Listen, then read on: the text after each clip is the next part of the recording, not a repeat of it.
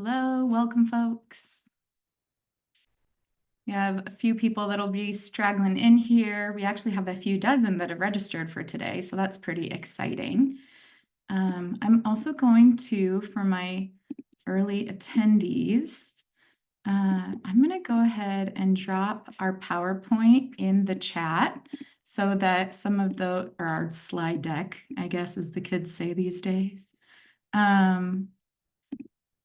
I'll go ahead and put that in the chat so that some of our links and stuff could be easily accessible. We might have to, drop it again throughout as people join. But at least that way it's there to start with. All right.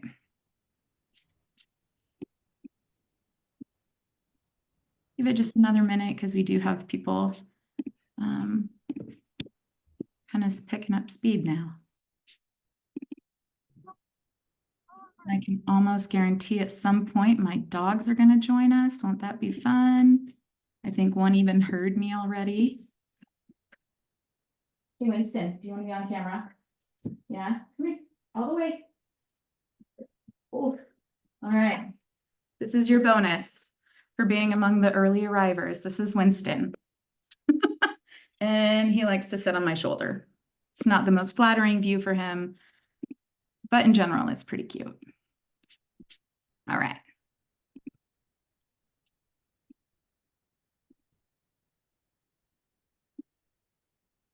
But just one more minute here.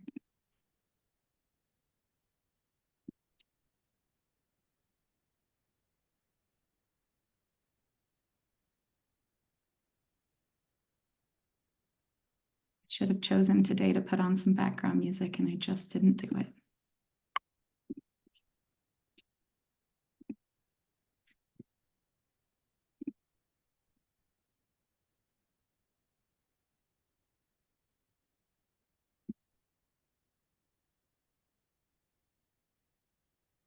All right, Winston, I think we got to put you down, buddy. This is going to get a little ridiculous.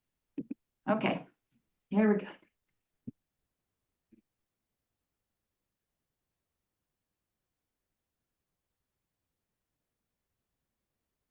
Okay. Oh, nice. Okay.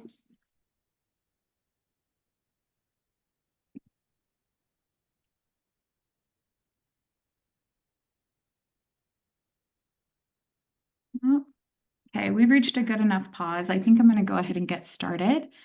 Let's make sure. Can everybody see the slide as presented?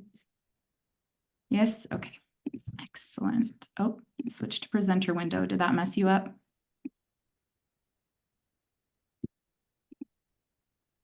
Do you see the actual slide as you want to see it, or do you see my presenter view? We see like a Canva page and the slide, if that is what I see your tab basically, if that Okay. is. So you don't see the upcoming slides that are behind it? No, that we don't see that. Excellent. That's actually really helpful. I'll go ahead and get going. Oh, actually, you know what? I should maybe assign a co-host. Could I maybe ask Lindsay or Nicole if you would be willing to admit other people as they log in, if I make you a co-host?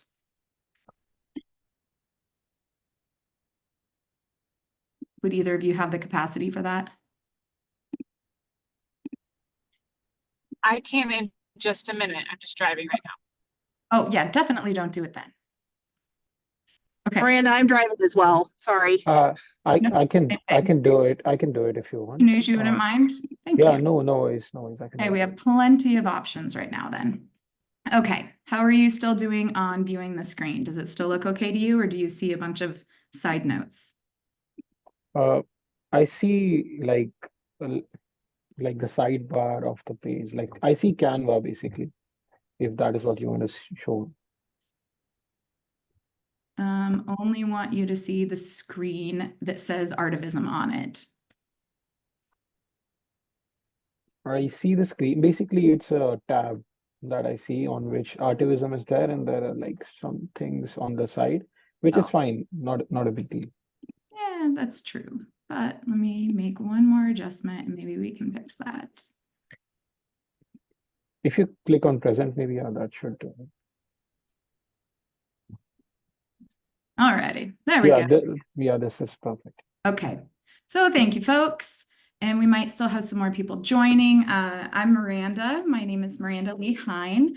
I am speaking to you today from Spokane as Arts Ed Washington's first East Side Executive Director. For those of you that are new to Arts Ed Washington, we've actually been around since the 80s as an organization. And in the last several years, really made a concerted effort to start building relationships in other areas of the state so that we can really do a great job of advocating for arts for all of Washington's students. So I'm excited to be here and to see people from so many different counties represented in our session. Hopefully this session will help you be able to go back and support the students in your area as well. So I want to start with just a few community guidelines. First of all, we are glad you're here. You are more than welcome to stay on or off camera as you see fit. I will send the slide deck out through email probably by tomorrow or this weekend. And I'll drop it in the chat a few times throughout the session as well so that you can access the materials and you don't have to worry about scrambling all the notes or taking copious screenshots just to keep the information. We really do recognize the topic of public education. It's complex and sometimes it's polarizing because it is sort of political adjacent. But really, we are a nonpartisan organization and we want to maintain a welcoming, respectful, thoughtful environment while we're here talking about education. We will be inviting your responses in several ways, including a recording of the video so that we can go back and reflect on things that were shared, either in the chat or in the video. And your insights and reflections, questions are really appreciated, but of course they're not required. You're even welcome to identify yourself through a nom de plume, if you would like, a fake name or your initials or something else if you don't really want to be identified by your name moving forward.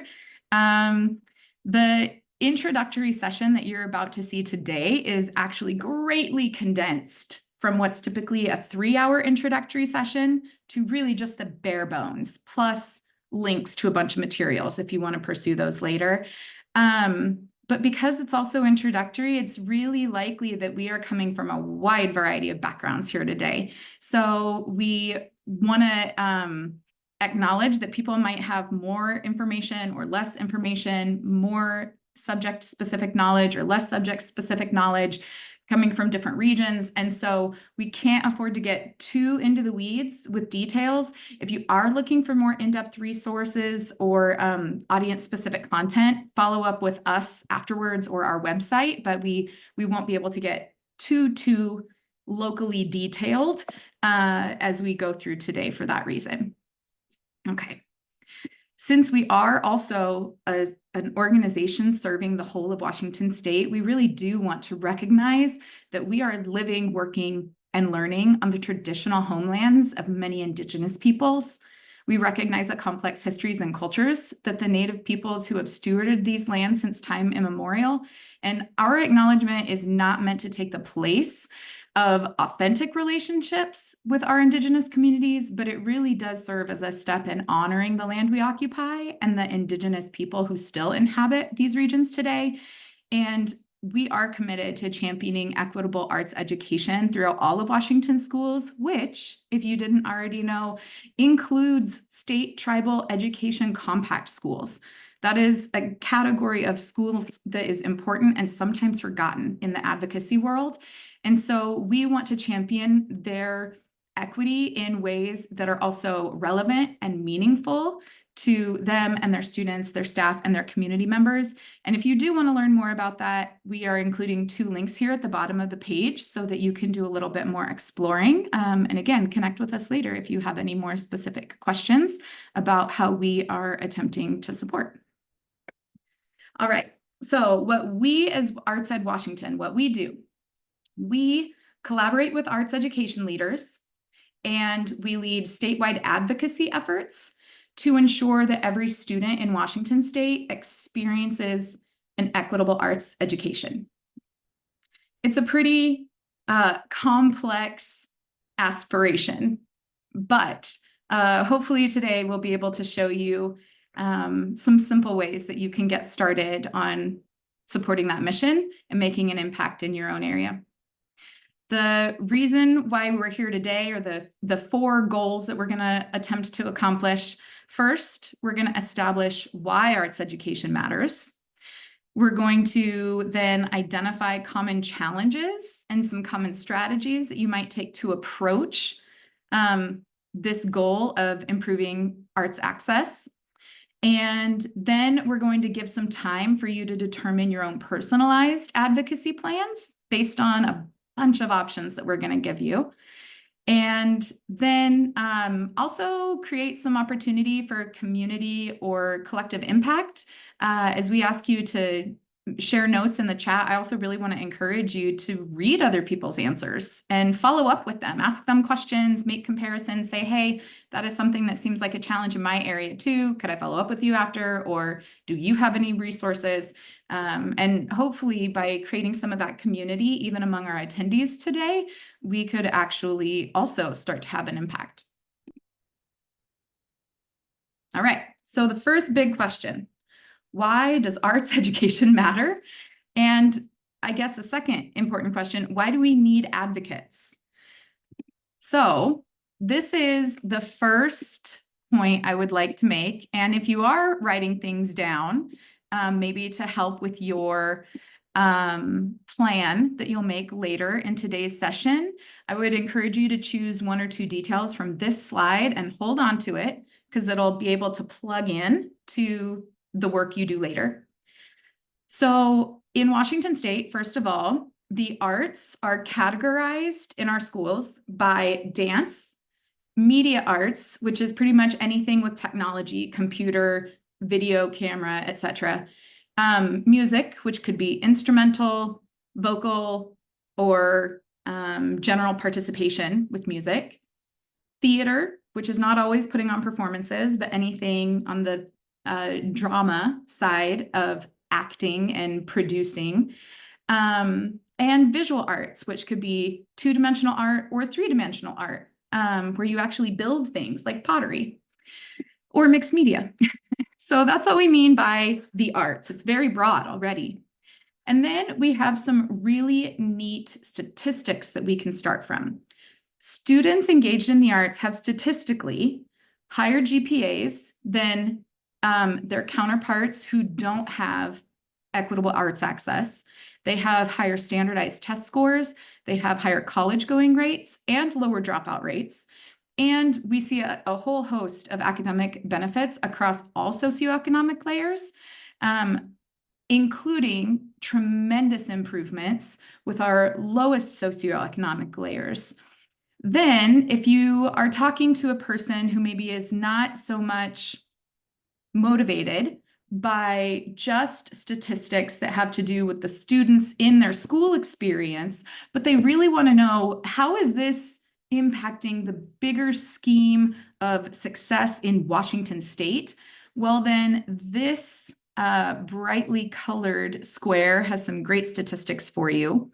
This coming from the Arts Action Fund from Americans for the Arts. In Washington's economy, the arts contribute over $72 billion a year to Washington's economy. It represents over 10% of our overall economic contributions. And there are over 180,000, nearly 200,000 jobs in Washington State that are categorized in the artistic sector. And that is not even considering jobs like an accountant who supports nonprofit work as a volunteer. That's just their accounting job. Maybe they account for a theater, but they also support as a volunteer other artistic endeavors and donate their time. This is just the part that brings in economic impact. And then if financial is not the way to convince the person that you're talking about, there are other statistics such as this one that really just shows a lot of our social impact as humans. According to those studies, 72% of Americans believe that the arts unify us regardless of age, race, or ethnicity. And I also like to think if that is what adults who have been surveyed think, I really like to imagine the positive impact that that can have on our students over here and their quality, positive experience in schooling. Then there are all kinds of other things you can download and look into on this QR code, which would take you to our website. So those are just a few of the details that might help you to wrap your head around some of the main arguments that people tend to make when saying the arts matter for this reason, this reason, this reason. Now, it's also important to recognize that despite all of these benefits, and we did just talk about there's attendance benefits to students participating in school more, there's academic success, there's improved mental health, there are societal benefits to the arts, there are economic benefits to the arts, and so many more. Despite all of that, the Department of Education, the U.S. Department of Education, consistently reports that access to arts education for students of color is statistically lower than for their white peers. That's a hard one to swallow because we know all those potential benefits, but the students who really could stand to experience those benefits aren't accessing them nearly as often as their white counterparts. And then add to that, especially here in Washington with such a huge state, our rural communities, regions with low socioeconomic status, they also frequently struggle to fund, to hire for, or to maintain equitable arts programs. Even if they get them started, sometimes they aren't able to sustain them the same way. And so there really is this equity access issue that's impeding the success of our students. And we really do believe that improved arts access in our schools could be part of that antidote. So Washington State, again, this is a great slide for you to jot down a couple details from if that's something that you're doing right now. Washington State has a lot going on, and this is also part of the challenge when making sure that when we say all students in Washington, this is part of the challenge in making sure that all students actually have access, because Washington has over 1 million students, has over 65,000 educators, has nearly 300 school districts, over 2,000 public schools, almost 800 private schools, 14 public charter schools, 6 state tribal compact schools, and 9 educational service districts, which are the ones shown on your map here. And those are kind of regional leaders that support all the districts, the school districts in their area. And that is a lot to juggle. So even a really well-meaning district administrator or ESD leader might have a hard time juggling all of that at once. And our state elected leaders, like your governor, your senators, your representatives, they might not really understand what's going on in our local communities, in schools, in the arts, because that's such a small niche of what they also do. And if there aren't people like us, like you, who are sharing with them what is going on the ground level, they might just not know. Even if they truly would care, they just don't know what they don't know. So all of these folks deserve access to quality, accessible, equitable arts education, and that's why we're here today. So the question is, what can we do? Generally with Artside Washington, we have 2 main ways that we really try to have this positive impact. We support schools and we advocate. Today, we're focusing on advocating. So here's another place for you to start brainstorming and or jotting some ideas down, whether it's maybe on a note tab on your computer or good old paper and pencil. No matter which of today's strategies you choose, And I think we're going to give you 9 categories with multiple actions under each category. So we're going to give you a lot of options to choose from. No matter which of those you start with, though, you're going to need to introduce yourself to someone in an email, in a letter, in person, in a meeting. And so let's start with something easy and really clear before we get into all of the different options. So first of all, brainstorm for yourself an introduction that begins with some sort of a welcome. You either say, good morning, so-and-so, good afternoon, it's a pleasure to be here, or please allow me to introduce myself. Could even be as simple and casual as hello or hi. But a lot of times when we get to something that feels really like advocacy, we forget simple things like, oh, I know how to introduce myself. I just say hello. And so that's what you need to start with. Choose one of these that you will feel comfortable relying on and jot it down. Then either add the region that you're living in or representing or your school district. And if you aren't familiar with regions or counties, maybe you just moved to Washington, and so those are a little unfamiliar. This map right here, provided by our friends at Arts WA, not Arts Ed Washington, but Arts WA. Fantastic map here with 4 different fairly distinct regions in Washington. So you could name the region, the county, or your school district. And then jot down your role. What is your role? Are you an educator in the arts? Are you an educator who teaches special ed, but you value arts in your classes? Are you a hiring manager and you really want people who have creative problem-solving skills on your team? Therefore, you support arts in our schools. Are you a concerned parent or guardian? So what is your role? Okay, and then now we're going to actually ask you, for those of you not driving, for those of you who are in a place where you can jot things down in the chat, I'm going to give you a minute to actually turn that into an introduction and drop it in the chat so that we can see. So you're going to first write 1 or 2 introductory sentences. I'm not really counting good morning as a full sentence. That's just you're welcome. But I'm going to give you a couple examples here.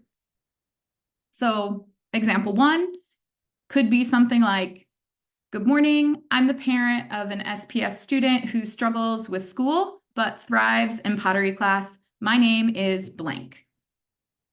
That could be the beginning of an email. It could be the beginning of a shake their hand and say hello, beginning of a Zoom meeting. You could say, hello, Superintendent so-and-so. My name is blank, and I'm an AP teacher in Pasco who teaches advanced arts and career skills. You could say, it's a pleasure to meet you, Senator. I'm an engineer in Clark County. My name is blank, and I value creativity in my new hires. And then add to that 1 sentence, and that's really all you need. 1 sentence stating what is your main point that you want your audience to know about the arts in your schools today. And you might even be gaining some more insight on that through our session. But there are 2 ways you could really go with this. 1, you could share a main point about something that is concerning or missing or inequitable that you think they could help solve based on their job. Or you could just share something positive. You think they should know this great thing that's happening in your school or in your district or in your city, or something that they should be thanked for. Because even if it's a small positive, if you cultivate that relationship with them and if you inform them of things that matter to you and to the people in your community, you might be able to turn that small win into something much more impactful if you start by building a relationship with them when times are good. And then, of course, that main point would also guide the focus of whatever else you put in your email or in your speech. But if you can at least start with these 3 sentences, you really set a strong foundation for whatever type of advocacy you take on next. And even if down the road you decide to take on a different action that we're about to show you, you could plug and play this introduction into just about anything. Okay, I do want to take a moment and look into the chat and see what do we have? So if we give everybody a second to try and drop something in the chat so that we can actually look at each other's examples.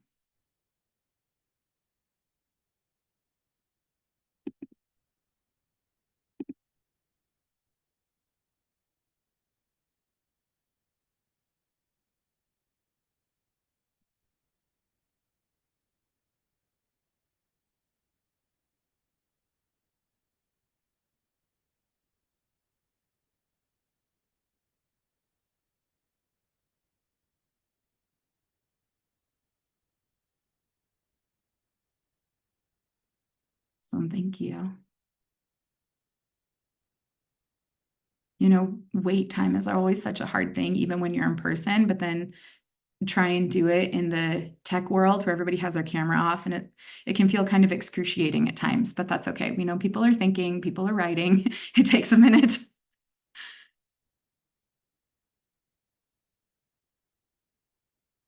Yeah, that is very clear. Awesome. Thank you.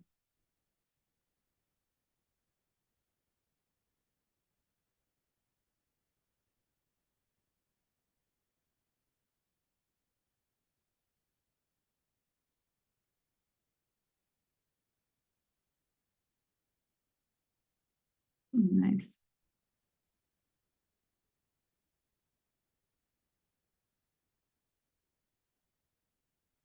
Ooh, well said too. Yeah, thank you.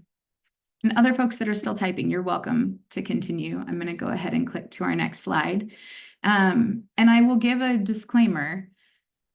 The question, how complicated is equity in arts education? The simple answer is very.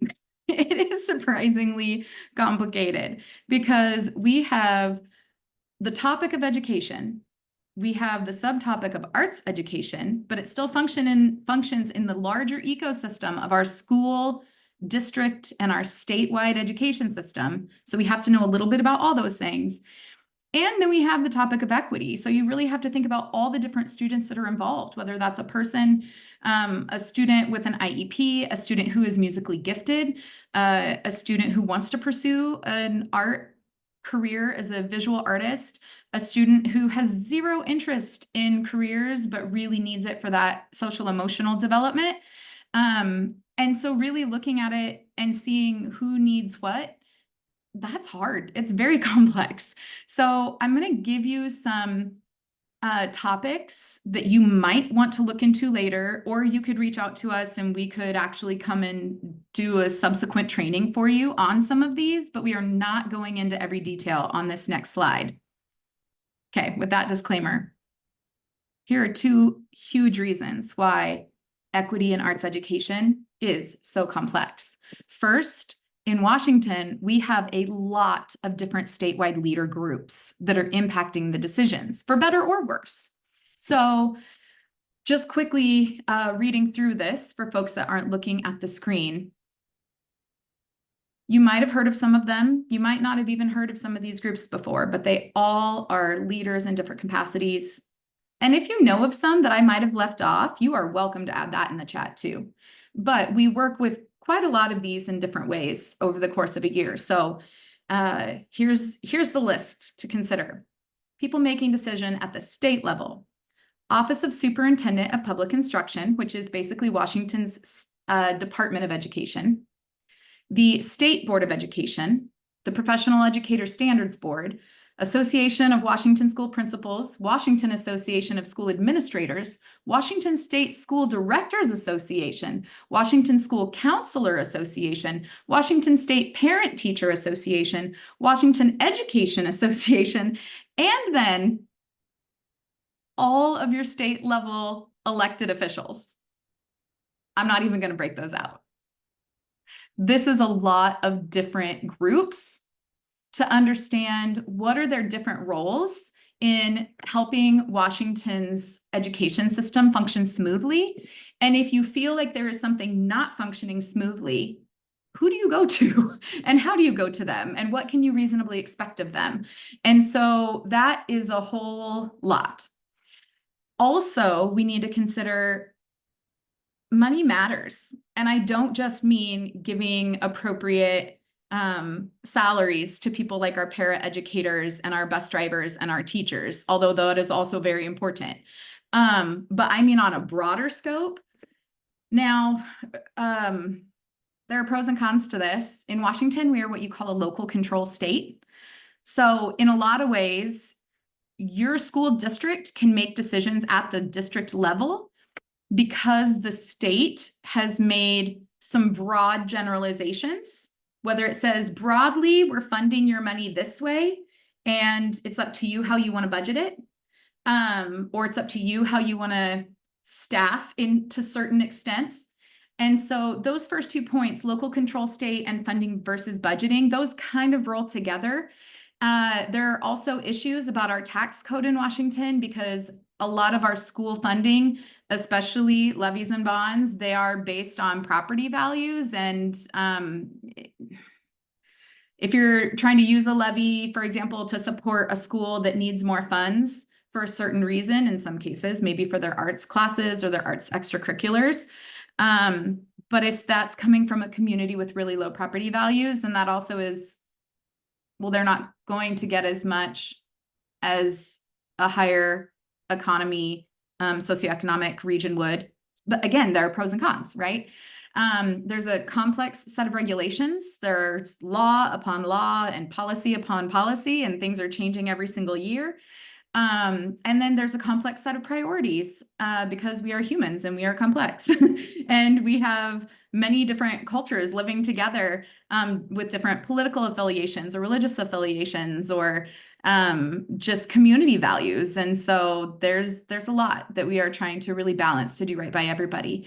We already mentioned the pros and cons to bonds and levies as well. And then there's also what you might hear people call the ESSER cliff. And that was essentially funding that was given for a period of time due to the COVID pandemic. And in most cases, the districts have now understandably spent the money that was given to them for that period of time. But depending on how the school used it in the first place, it might now feel like money's being taken away. It's possible that that money was given to them and they said, hey, you're going to get this for 1 year or 2 years, the end. Plan to use it for 2 years. But in some cases, schools found real awesome benefits from what they were able to pay for with those funds. And now having to give up those opportunities, it's really hard. So those are, I think that's the simplest overview of a lot of complexity. As advocates, you don't have to know all these things. This is why Arts Ed Washington is here. And we have conversations with people on this side, and we look into the money matters on this side, and we try to fill in the gaps, and we listen to you, the advocates, and then we try to come up with ideas with you or to share your ideas with some of the people in these groups. But as advocates, really what would be most helpful at this point, especially if you're new, is just keep the arts in the conversation. When you are talking with friends, when you are sharing on social media, when you are voting, do all of that with arts education in mind, because a lot of things, especially at the local level ballots, a lot of those things do really make a difference in how your schools operate. Okay, that was a lot of information. Is there anything good? Is there anything simple and really easy to just hold on to? Yes, absolutely. So first, I mentioned the local control state. The really good news about that is, in this local control state, you have incredible power to impact arts education in your community.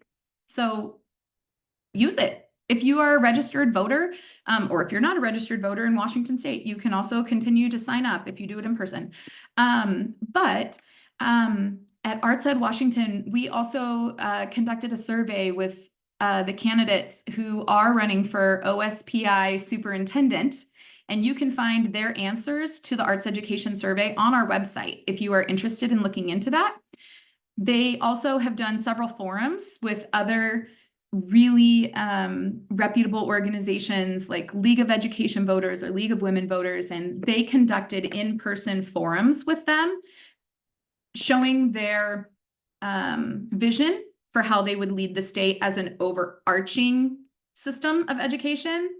So if there's my dog. So if you want more information about them as a, from the perspective of everything that they would lead with, look into some of those forums. But then if you are really wanting to zoom in and see what they would say about arts education under their leadership, definitely check that out on our website. Keep in mind, you don't need all the answers. You just need to keep the arts in conversation, because sometimes I think we just forget about it. Again, sometimes really well-meaning people just forget that decisions we might be making about like a bill that's going through the Senate talking about transportation funding. We're talking about buses. But you know what? That legislation also has the potential to impact our extracurriculars in the arts. We should be paying attention to that. And I don't mean you personally, unless you really want to. But we, in some of the advocacy spaces, we should be keeping the arts in consideration when we hear about those things, because those decisions do impact our arts funding in our schools. As a reminder, I really, and maybe this is more my personal hope for humanity, but I really do believe local school board members and PTA groups care about your students. There are hopefully very few people that get into school leadership that are doing so because they have a vendetta of some sort. I don't think that most of our leaders are intentionally trying to get rid of the arts. I think most of them just don't know how to keep them or how to grow them. And so if you can help them understand why equitable arts education matters, I really think that will go a long way towards them then being able to make decisions in your region or in our state. Along those lines, on this other side of the slide, positive working relationships and celebrations are really quite beneficial in advocacy efforts. Like I said before, if you build those relationships in the good times, it really softens the hard conversations down the road. And on top of that, a lot of people who are making decisions, like on your school board or your school principal, even at OSPI, or even your arts teachers in your school, they have a lot on their plate. And I'm willing to bet a lot of them don't hear the positives. They don't hear the thank yous and the celebrations as often as you might think they do. So if you can make the time to reach out to them with that, it goes a long way. So if you are interested in more advocacy related materials, if you're interested in more updates, there are many more materials available from ArtsEd Washington on our website. We send them out in our newsletters, sometimes on our social media channels, but I'll show you all of those in a bit. But that's also a piece of good news, because you don't have to seek it all out for yourself. We are one of the groups in Washington that focuses on these topics, but we are the only one in Washington that specifically focuses on arts education. There are others that focus on education. There are others that focus on certain regions with arts education. Booster clubs, obviously, usually a really huge help in a lot of our schools.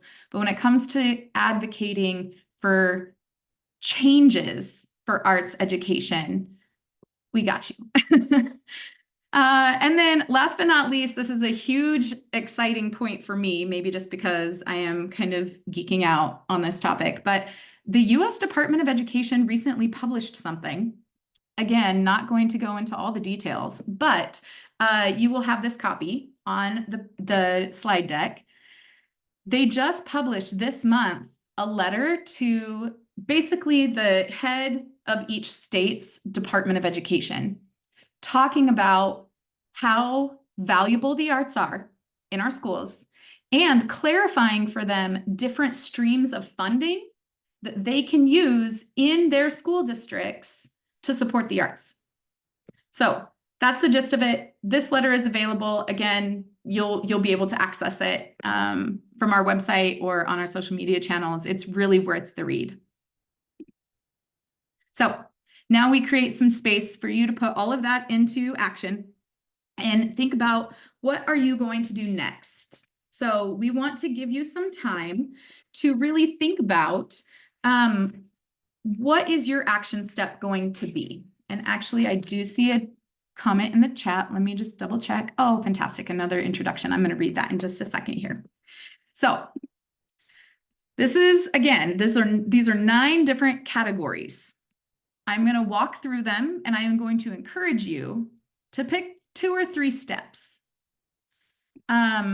Sometimes we get really excited and we want to do it all. We want to change all the things in education, or we want to do all of the steps of advocacy, and that's not feasible.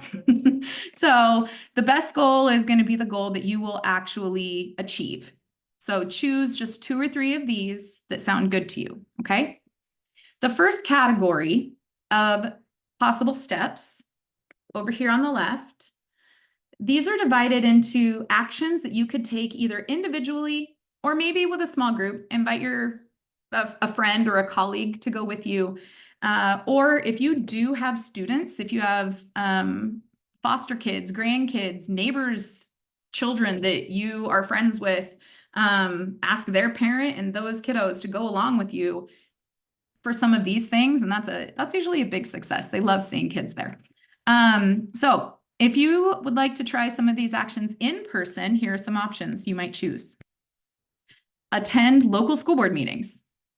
That's it. Literally just attend the meeting. You'll learn a lot. Attend state agency meetings. They sometimes travel to different regions. I've been to 2 of them here in Spokane just since June.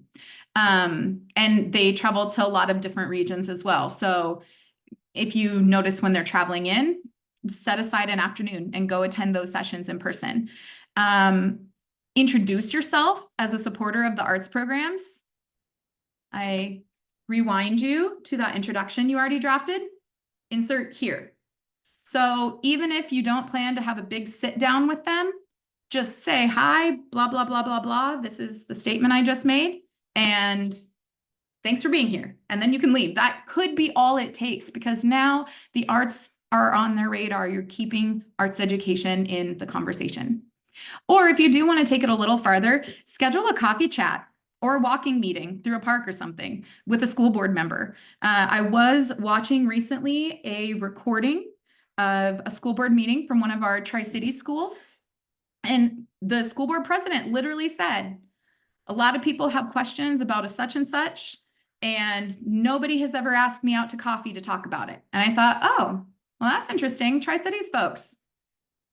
Maybe email the president and say, hey, we noticed you extended an offer to have coffee. I would love to. And then chat with them about it.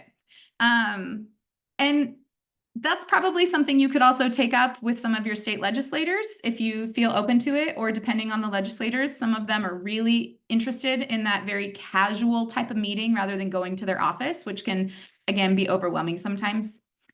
Or you could do all of these types of things remotely. You could watch the school board meeting recordings, like I said I did. Personal tip, that means you can also watch it on like 1.25 speed, or skip through the sections where people get off topic or something. So that's a nice way to engage, but maybe save yourself a little bit of time too. You could email them about an insight or a question. They're honestly almost always open to receiving communications. But sometimes we just don't even think about that until it's something big and pressing that we need from them. Email them with something simple. Submit written public comment before the next local or state board meeting. Most of them have a way that you can log onto their website and make a statement and submit it, even if you can't attend that meeting remotely. Or follow and share social school arts groups on social media. It's an easy way to get that word out there. So if you haven't already written down 1 or 2 of those action steps, and if any of them sound good to you, I would really encourage you to do that. And then in a minute here, after we finish this, I would invite you to share those ideas in the chat as well.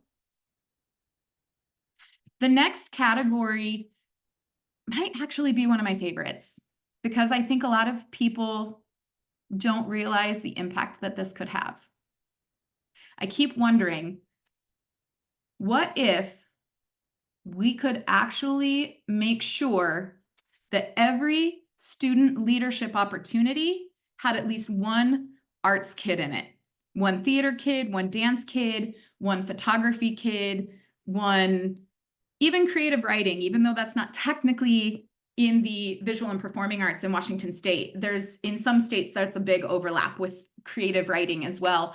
And so if we could get kids who are interested and passionate about the arts into leadership opportunities, they would be sharing their voice. And again, how powerful is that for our decision makers to hear from our kids? But a lot of times, especially our arts kiddos, they find a lot of confidence in their arts groups, and they might never even think that they would be a good candidate for a leadership opportunity. So if you know a kid like that, honestly, I would say this could be a great way for you to have a positive impact by encouraging those kiddos to apply for these leadership opportunities. And here are some examples. They could run for ASB leadership at their school. A lot of school boards have local school board or local student representatives. The State Board of Education has student representatives every year. There is a program called Washington Youth Arts Leadership. There is another program called Washington Youth Legislature. So if you have kids that are interested in politics and they love the arts, oh, please, please, please get that kid into Washington Youth Legislature, because we want them developing their political skills while keeping the arts in mind. And then League of Education Voters has a youth summit every year that might be worth looking into.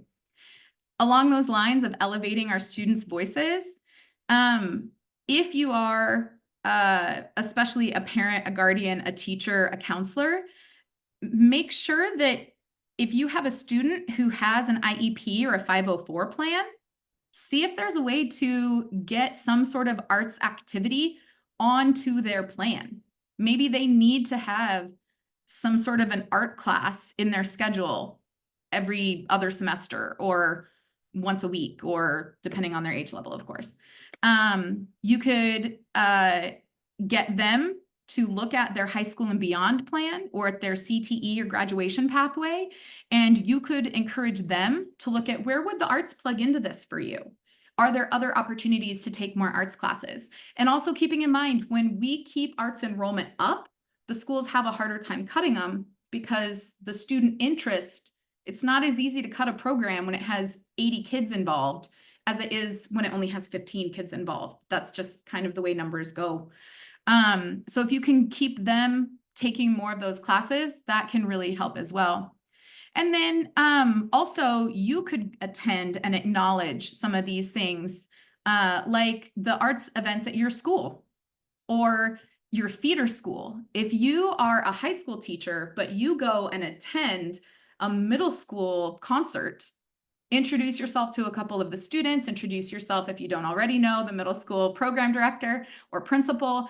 Build some of those networking, working relationships, and that can also have, over time, a really positive impact. Also, it's worth mentioning, sending a congratulations afterwards, even if you don't have time to introduce yourself at the event, maybe the next day, or if you have a phone that you text or email from before you leave the parking lot to be safe, send an email.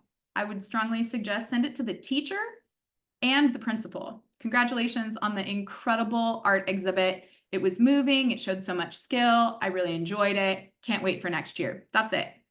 But make sure the principal sees it. So CC the principal and the teacher. And one that has really surprised me, a lot of times people don't remember you can invite your district communications or public relations directors to local events, and they will often, depending on the district, often come out and record it. They might even make an entire PR special about your school's arts event or program or collaboration between two schools. So think about what awesome things are happening in your school and invite someone from the district comms team. See if that can help get the word out. All right, and then the third one. This is one where Arts Ed Washington really connects a lot with those groups that were listed, plus a lot of other advocacy organizations like Inspire Washington. So systems level impact. We are moving beyond just trying to impact individual schools, and we're putting some of our effort into actually changing the system. So voting with arts education in mind, we already talked about that, and don't forget to check the Arts Ed survey answers on our website. Also, there are frequently invitations going out from groups like OSPI and the State Board of Education for people to get involved in giving feedback on things like the arts standards revision. Those are going to be up for revision in a year or two, I think. The high school and beyond plan, they are traveling the state. Actually, I think they're done with the travels. There is a virtual session, I want to say on October 28th. You could attend the session, learn about the high school and beyond plan for our students, and give feedback on it. That one might make the most sense to you if you are already plugged into a school as an administrator, a teacher, a counselor, but it could still be worth giving feedback on.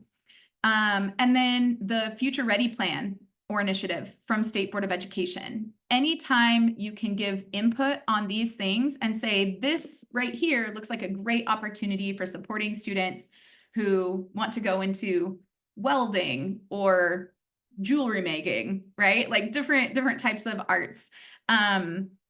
Or this seems like it might pigeonhole students out of considering the arts as a potential pathway. So is there anything we could do in the wording of this that would open it up to help students see that the arts are a possibility in this part of the plan? That type of feedback is really valuable.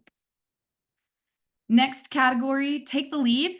You could, if you have a candidate that you really prefer, host an event for them so that other people get the word and maybe vote for them as well. We at ArtsEd Washington don't tell you how to vote. We give you the information, but it is up to you to align your votes with your values and your community or your school's needs. But we would encourage you to do something like share your values. Next, maybe run for school board.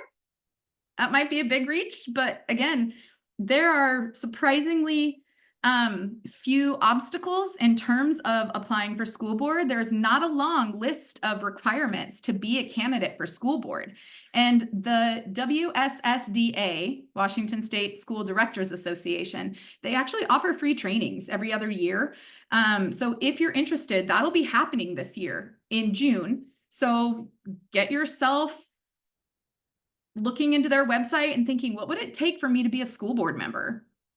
Maybe attend one of their trainings, maybe run. And I'm not saying then everything as a school board member would be about the arts, because that would be disproportionate and no longer equitable, and that would defeat the purpose.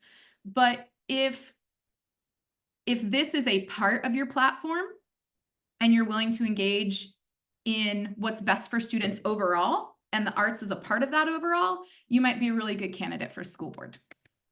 Then last but not least, join a collective impact group. So there are school and district arts educators who probably would love to collaborate with you in some way, shape, or form, whether you are a teacher or you're a community member. And then these are a lot of acronyms, so bear with me. AEW is us, ArtsEd Washington. DEAW, Dance Educators. WAEA is our Visual Arts Association. WMEA is our Music Ed Association.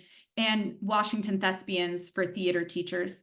Stay informed with our newsletter, schedule an Artivism workshop for more in-depth planning where we could actually help you like plan this out.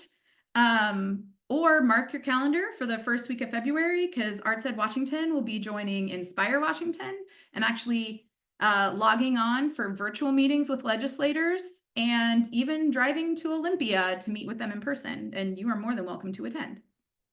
I'm going to pause for just a second to let you jot down any more of those next steps that you didn't already do while I was explaining them all.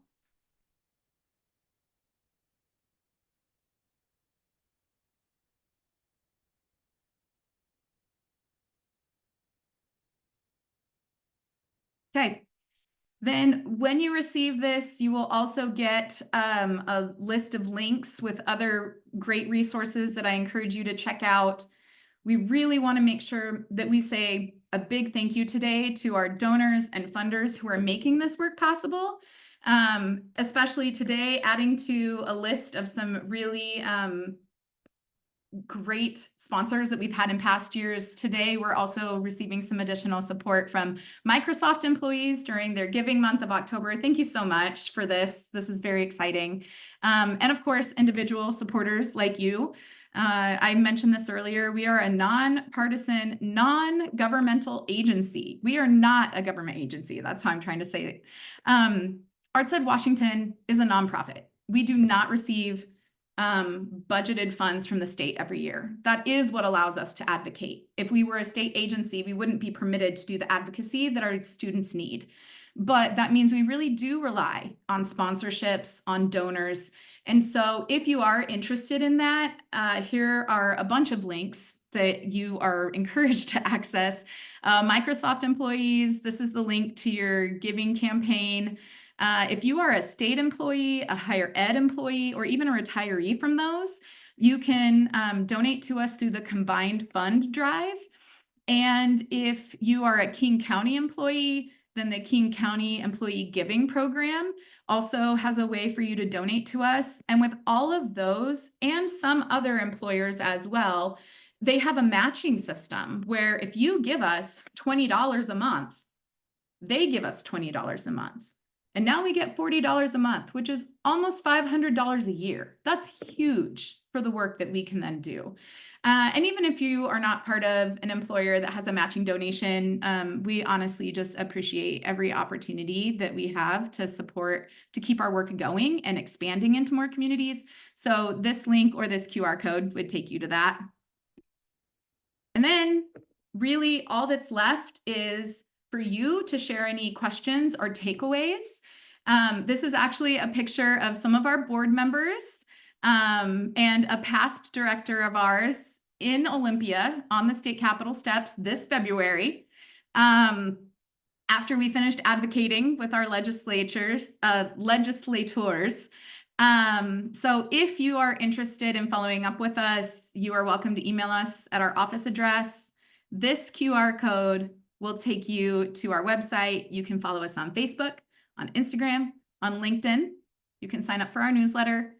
But at the very least, if you would so kindly pull up this QR code on your phone, or I can actually send you the, I'm going to stop my share. Oh, nope, I'm not. I shouldn't do that. I see people using their phone to get to it, so sorry. I was gonna say, I'm gonna put this in the chat so that everybody can access it. If you wanna pull up the PDF, you should be able to access that link so that you can take the survey and give us some feedback about what was useful, what was maybe not so useful. If you have questions, we want to be able to answer your questions. Of course, it would just come in an email afterwards, or maybe you could suggest some other things that would be good for us to train people on or share in future newsletters.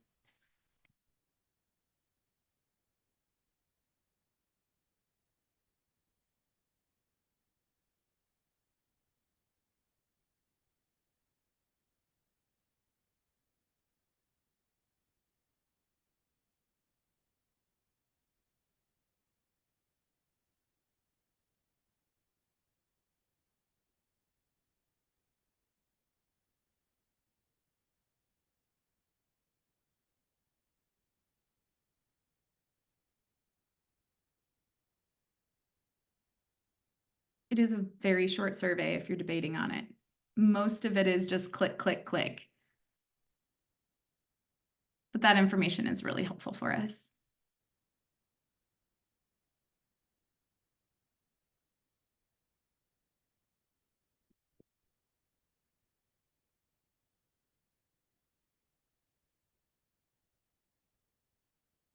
And then really, I do honestly hope that we will get to connect with you some way in the future, collaborating, learning with us, maybe joining us and leading, sign up for our newsletter or social media. I guess the last thing I would say is if you do post anything on social media or if you send any emails, if you would CC us or tag us in it, that's always a really great way for us to learn what's working where you are. And to get to, we can share from our audience, maybe, if that's what you want, and expand your reach a little bit, and vice versa. When we collaborate, we help each other, right? All right, so that's a lot, but I hope that it was helpful. I'm excited to see what comes of this with your survey answers and whatever steps you might take next. Thank you so much for following along today and for submitting your answers on that survey. I really, really appreciate it.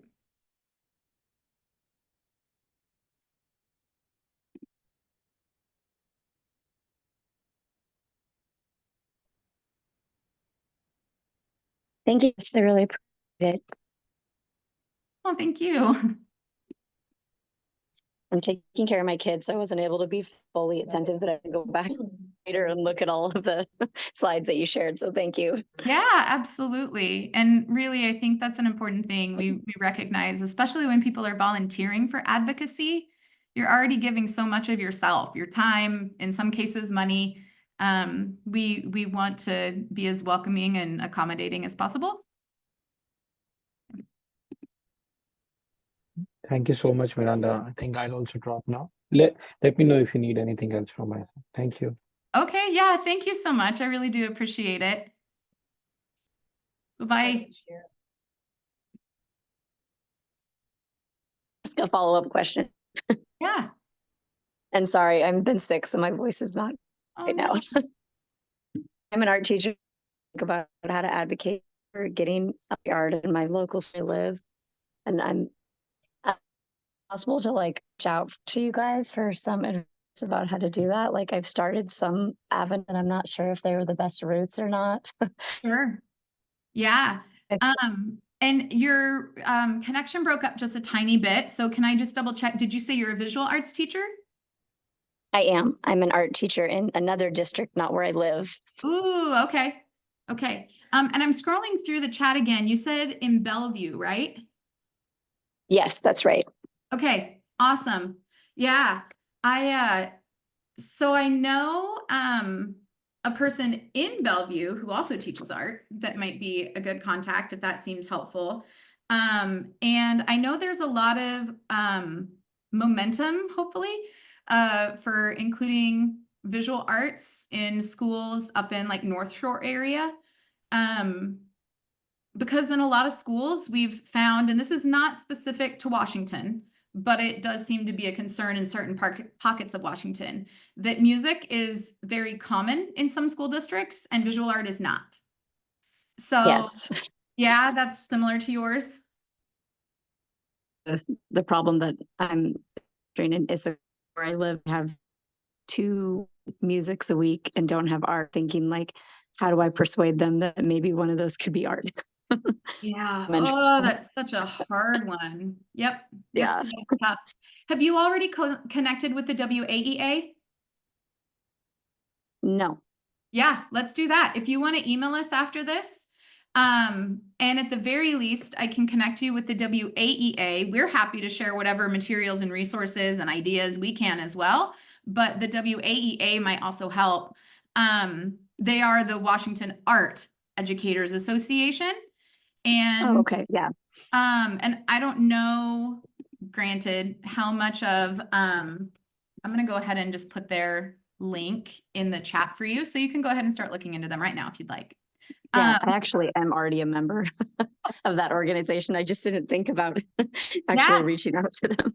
Yeah, they have a couple people that are there. Again, they're volunteer, but their focus is advocacy. They have a couple people like that's their volunteer job with the WAEA is specifically advocacy. So they might also have ideas, but we are certainly happy to help with whatever we can. We aren't able necessarily for us to tell the district, we think you should split it because that is a local issue. However, we can absolutely give you some strategies and you can see which ones might work for you. Okay. Yeah, that would be helpful. Thank you. I appreciate it. Yeah, you're welcome. I hope so. I'm so glad that you came today. Thanks. Someone else I've been like sharing on social media and someone recommended this. So I'm glad I knew about it. Yeah, I'm glad to hear that. That's really exciting. Well, thank you. And I hope that's a helpful start for you. And then we'll probably hear from you again sometime soon, I'm sure. It's definitely. Okay. Thanks so much. Have a great evening. Bye. Bye.